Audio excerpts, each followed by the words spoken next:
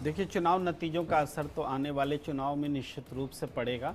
कोई भी पार्टी जीतती तो उसका उसके हिसाब से पड़ेगा। होनी चाहिए। ट्रांसपेरेंसी की हम उम्मीद क्यों ना रखें। जमहूरियत में बिना ट्रांसपेरेंसी के क्या फ़ायदा।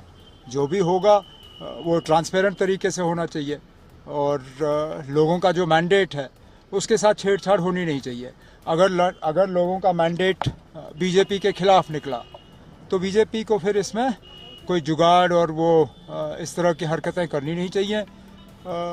राजभवन को और मरकज़ की हुकूमत को जिस तरह हम लोगों का फ़ैसला तस्लीम करते हैं, पार्लियामेंट में तस्लीम किया, आज जो भी लोगों का फ़ैसला होगा हमारे हुक्मरान जो हैं उस फैसले को तस्लीम करें, वही है। कोalition पर कितनी कॉन्फिडेंस है? एक वजन है जो कोalition हुई है एनसी कांग्रेस में। अब कोalition तो हमने की इसलिए कि इलेक्शन में कामयाबी मिले और इंशाल्लाह कामयाबी की उम्मीद रखें।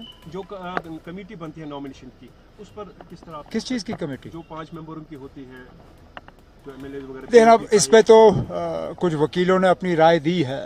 हमारे एक वकील जिन्होंने नेशनल कॉन्फ्रेंस की भी, वो लद्दाख के मामले में आपको याद होगा सुप्रीम कोर्ट में हमारे लिए।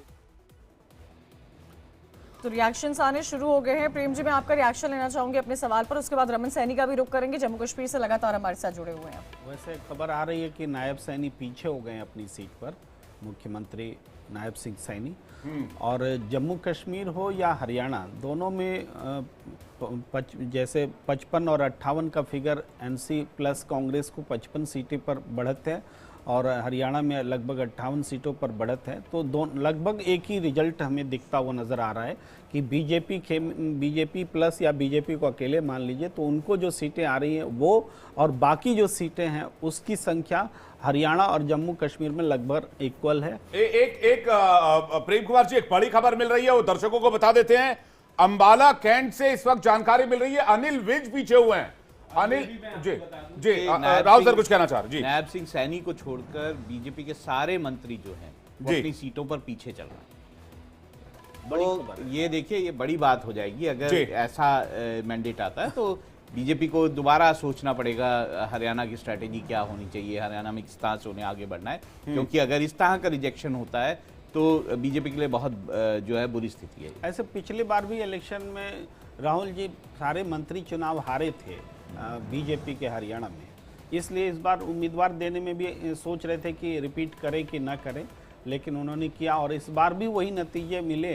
और जिस तरह से नायब सिंह सैनी भी पीछे हैं, इसका मतलब पूरा मंत्रिपरिषद ही। आज दिन भर लड्डू भी और जलेबी भी खाने को मिलेगी। मोदी जी को भी जलेबी भेजने वाले हैं। और नायब सिंह सैनी उनको भी जलेबी भेज देंगे।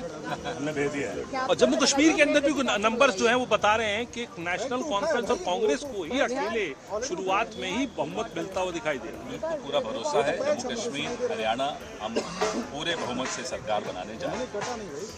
कांग्रेस प्रवक्ता पवन खेड़ा मेरे साथ। खेड़ा को सुन रहे थे आप, जिन्होंने साफ तौर पर विवेक ये कहा है कि पीएम मोदी को भी पीछे चल रहे हैं। हैरानी की बात है ये। और देखिए किस तरह के जो स्टैट्स और